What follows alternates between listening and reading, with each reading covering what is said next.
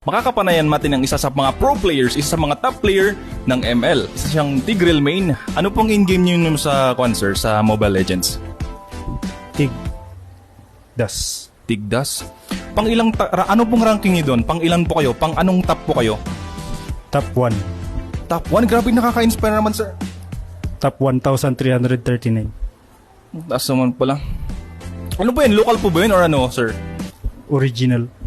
Ilang taon na po ba kayo naglaro ng Mobile Legends, sir? Ng Tigreal in particular? 3 3? 3 taon na po? Grabe, ganun na po katagal? Beta tester mo ba kayo? 3 days. 3 days pa lang? Ano ba yan?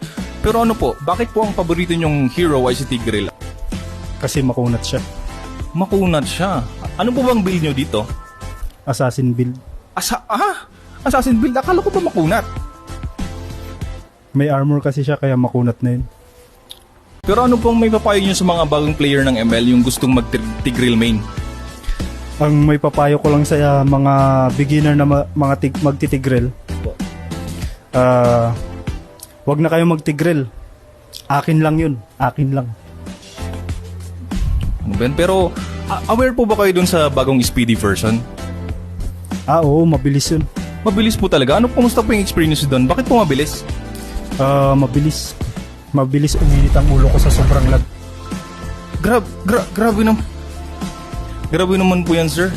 Pero maraming salamat po, Sir Tigdas. Para po huwag po kayong magaya sa kanya.